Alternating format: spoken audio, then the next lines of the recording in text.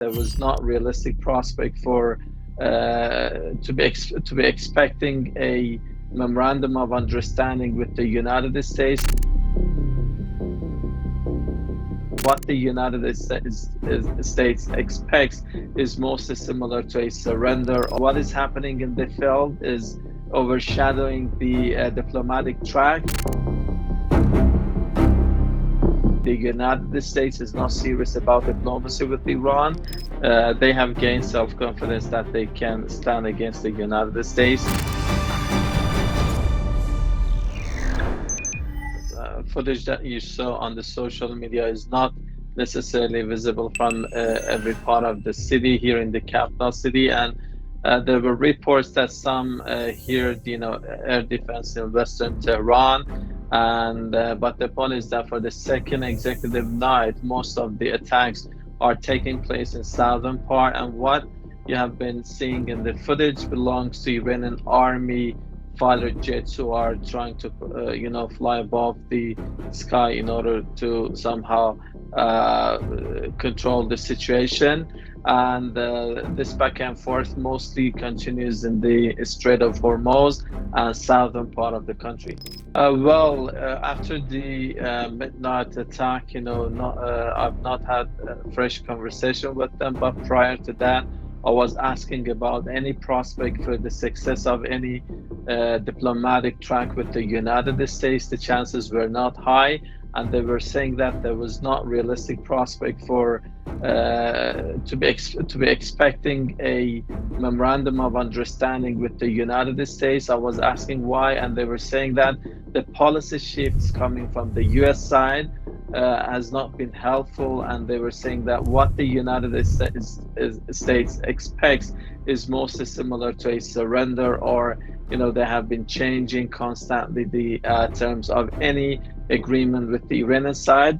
Also, they were saying that what is happening in the field is overshadowing the diplomatic track, because speaking of the negotiations, and the dynamic of negotiations is fundamentally shaped by the perception of field and diplomacy, meaning that the two are intertwined tools, and you cannot separate diplomatic track with what is happening in the field, meaning that these days we have been witnessing exchange of messages as well as exchange of fire. But from Iranian perspective, the exchange of fire and escalating the situation is signaling that maybe the United States is not serious about diplomacy with Iran.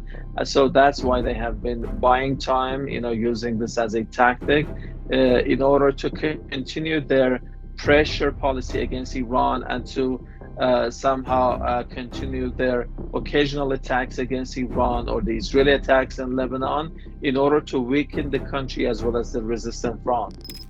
Cyril, yes, because this was about a survival battle for the political system in the country.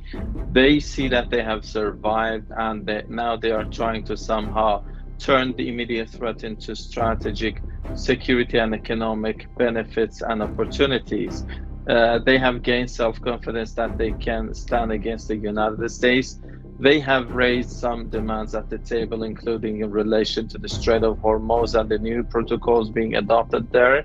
And without receiving any concessions in relation to having access to its frozen funds, as well as oil sanctions waiver, Iran is not willing to engage in any memorandum of understanding with the United States. And let's not forget that, establishing a regional ceasefire in all fronts, including in Lebanon, has been among the core demands of Tehran. This indicates that Iran thinks that it has been emerging as victorious in the recent war, because they think that the United States and Israel were not able to achieve their strategic objectives, which was somehow from regime change to disintegrating the country, destroying the military capability, and this has not happened. And we have been witnessing the back and forth between Iran and the United States, or Iranian operation against Israel. All this indicate that despite damages, despite sufferings, Iran's missile as well as drone power is in place, and they are able to respond to American and Israeli attacks. So that's why Iran thinks that it is victorious, and it is not willing to engage in a diplomatic agreement whereby it's tantamount to a surrender or capitulation to the United States. Well, Cyril, I think the response is again inevitable. Maybe the quality of the response last night was not enough to prevent additional attacks coming against the country. So this time, the country might be thinking of further escalation in order to restore deterrence against any additional attacks. And now we are witnessing that the country is saying that they are trying to resort to full closure of the Strait of Hormuz, and they are denying the claim which was made from the American side about the transit in the Strait of Hormuz. And if this escalates further, depending on the quality of the attacks coming from the American side, I think Iran can also respond. Maybe opening new front like, closure of the Bab al-Mandab, or maybe trying to target American assets in a bigger scale. And if the United States is about to target, and expand the scale of their, attacks against Iranian targets, including the energy infrastructure and so, I think the quality of Iranian response will also change accordingly. And this is part of the efforts by the two sides in order to redraw the rules of engagement and, more importantly, to establish a deterrence. So this has been very dynamic and fluid, so that's why it is changing. And for Iran, now it seems that they have to escalate a bit further than the previous response in order to make sure that the United States will not attack, the country again. And this will not be a new normal in the current status quo, because we are seeing that Israelis continue attacking Lebanon, and the United States might be adopting a similar model in the Strait of Hormuz and occasionally attack Iran. So that's why it's important for the country to establish a deterrence. In order to do so, I think further escalation might be necessary.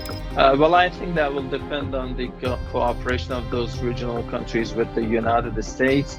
Recently, we have been witnessing that the number of those countries housing American bases have been targeted, but it is not as many as it was during the recent war.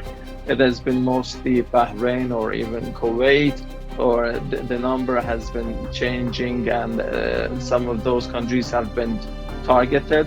But if those countries are not providing any logistics or facilities, or do not allow the United States to use their, let's say, territory to attack Iran, they will not be attacked. So depending on the, let's say, quality of the conflict, I think Iranian response can vary.